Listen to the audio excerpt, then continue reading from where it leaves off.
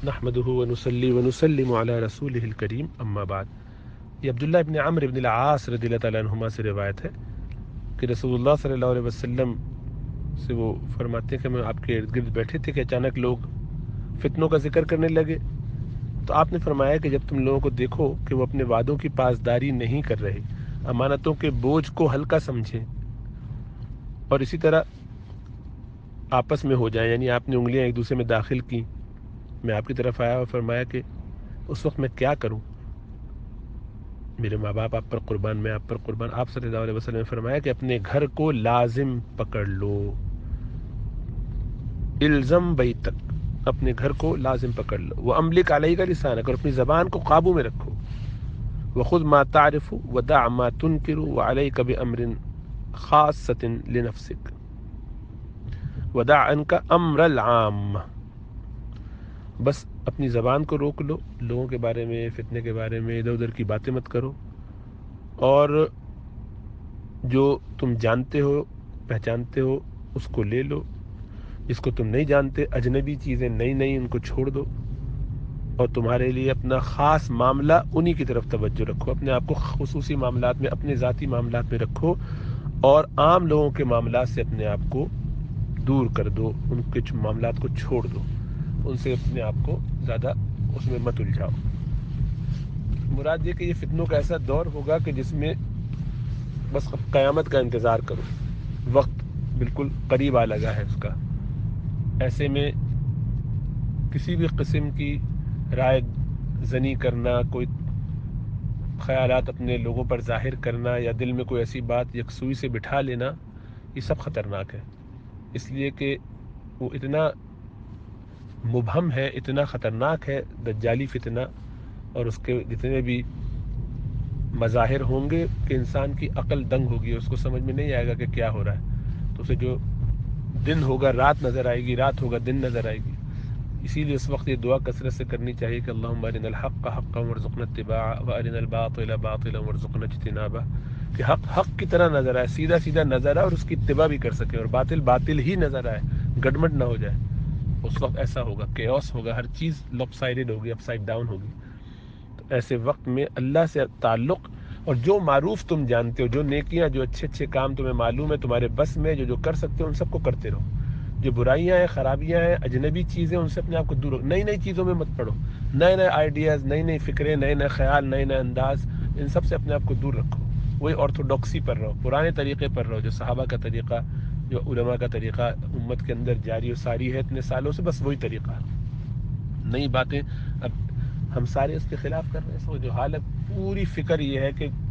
نئی کوئی چیز آ جائے، نیا کوئی سٹائل، نیا انداز، نئے طریقے سے، اس کو ایسے نہ کر لیا جائے، اس کو یوں نہ، یہ بات بھی تو کیوں، یہ ہمیں نہیں پتہ چلی، نئی باتیں ذرا ڈھونڈ ڈھونڈ کے،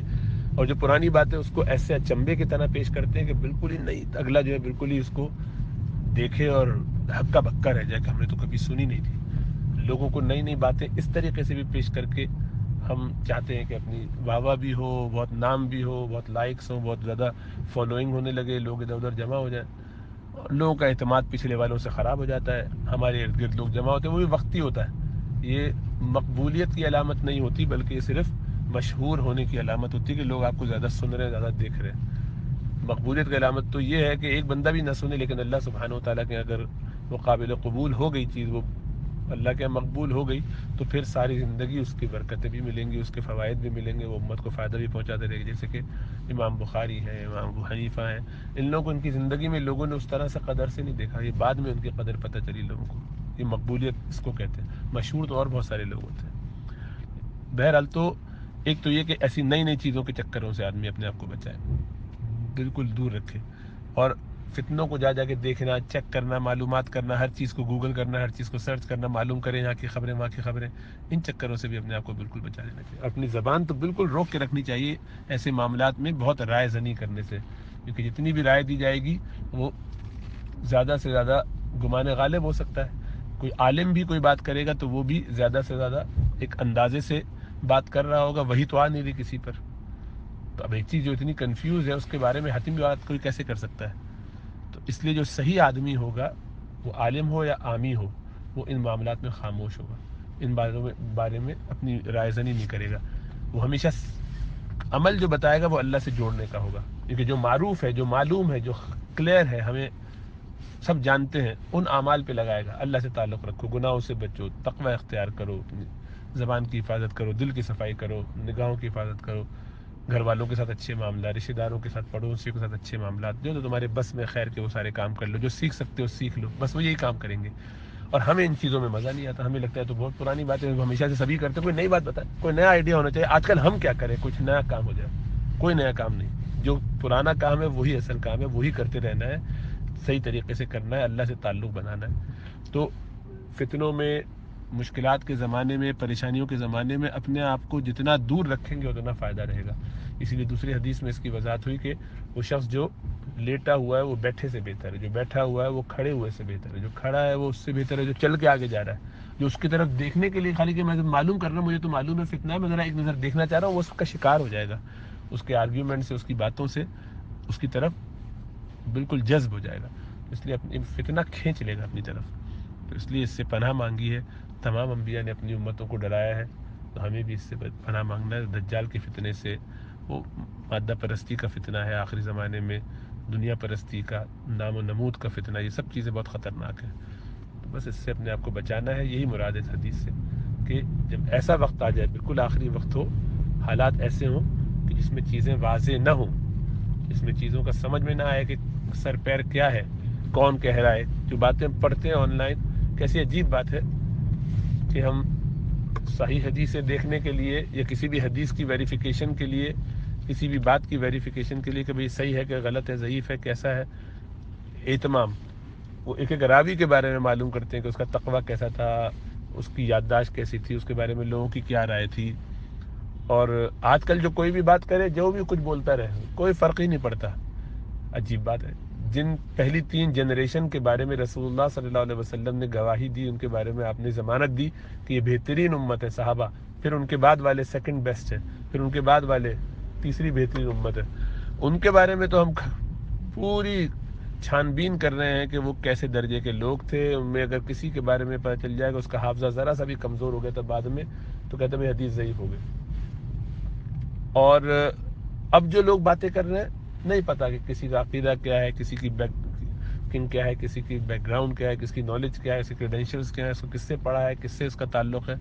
لیکن سب چل رہا ہے، سب کی باتیں سن رہے ہیں، سنا رہے ہیں، ایک دوسرے سے پھیلا رہے ہیں، پیش کر رہے ہیں، کبھی اس نام سے کبھی اس نام سے۔ ایک دوڑ ہے، جہالت کی دوڑ ہے، سمجھ رہے ہیں کہ ہم علم حاصل کر رہے ہیں، یہ علم نہیں ہے۔ علم تو اچھا انسان بننے کے لیے حاصل کیا جاتا ہے، علماء کے پاس بیٹھ کے، اللہ والوں کے پاس بیٹھ کے۔ اب یہ یوٹیوب پہ اور کمپیوٹر پہ بیٹھ کے اور آن لائن چیزیں جو پڑھتے سنتے ہیں، اس سے علم حاصل نہیں ہوتا۔ علم 2 چیزوں کا نام ہے، ایک جو رسول اللہ صلی اللہ علیہ وسلم کا، اس سے نور نبوت ملتا ہے، اور وہ سینہ بسینہ ہی منتقل ہوتا ہے، اور جو علم نبوت ہے، یعنی جس میں جو انفارمیشن آپ کو ملتی ہے وہ کتابوں سے بھی مل جاتی ہے، وہ یوٹیوب میں بھی مل ہی جائے گی انفارمیشن، ظاہری بات ہے، کمپیوٹر پہ بھی مل جائے گی لکھی، لیکن جو نور ہے علم کا، وہ صرف اور صرف سینے بسینے ہی بس منتقل ہوتا ہے، ایک سینے سے ایک شخص سے دوسرے شخص تک، ایک استاد سے اس کے شاگردوں تک، پھر شاگردوں سے ان کے شاگردوں تک، اس کے بغیر یہ حاصل نہیں ہوتا۔ اب وہ مجلس میں پردے کے پیچھے عورتیں سن رہی ہیں، ان کو بھی حاصل ہوگا، اس کے لیے بالکل قریب بیٹھنا ظاہری بات ہے، نامحرم کے تو قریب نہیں بیٹھنا، لیکن آن لائن نہیں۔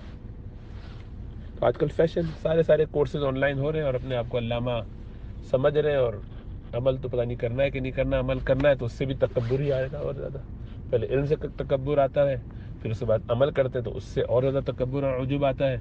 اور تباہی ہے۔ اب کسی کو تکبر نہ آئے تو وہ سمجھتا ہے کہ میں بالکل صحیح ہوں، مجھ میں تو کوئی تکبر نہیں، بھائی تو آپ کو کیسے پتہ چلے گا کہ آپ میں تکبر نہیں ہے؟ عجب تو ہوتا ہی ہے۔ عجب کا مطلب یہ ہے، یعنی دونوں میں فرق یہ ہے کہ تکبر میں دوسرے کو حقیر بھی سمجھتے ہیں، اپنے آپ کو بڑا سمجھنے کے ساتھ ساتھ، عجب میں خالی اپنے آپ کو اچھا سمجھتے رہتے ہیں، یہ نہیں سمجھتے کہ دوسرا خراب ہے، دوسرے کو کسی کو حقیر نہیں سمجھتے۔ تو عام آدمی کو اس میں یہی لگتا ہے کہ جب میں کسی کو حقیر نہیں سمجھتا تو مجھ میں تکبر کہاں سے ہو گیا؟ تو عجیب بات ہے۔ اور تکبر ایک واحد ایسی برائی ہے کہ جو متکبر سب سے بڑا ہوتا ہے اس کو بھی کہیں گے کہ تم میں تکبر، تو وہ کہے گا بالکل بھی نہیں، اس کی پہچان آسان نہیں ہے۔ انسان کا نفس جو ہے اس کو قبول نہیں کرتا، چاہتا ہے، متکبر بنتا ہے، لیکن اس کی پہچان اس کو نہیں ہوتی. بس اس کی مثال حسی نفسیاتی مریض کی ہے. نفسیاتی مریض کو کبھی کہو کہ بھی تم نفسیاتی مریض ہو گئے، کبھی نہیں مانے گا کہ ہے. بس یہ والا ہے، جس کو ہوتا ہے اس کو نہیں سمجھ میں آتا. اس کو سمجھ میں آ جائے اس کا مطلب ہے کہ وہ آدمی نارمل ہے، اور اس میں انشاءاللہ تعالیٰ ترقی کی اور اصلاح کی پوری کوشش کی جا سکتی ہے. اللہ سمجھ اور شعور عطا فرمائے.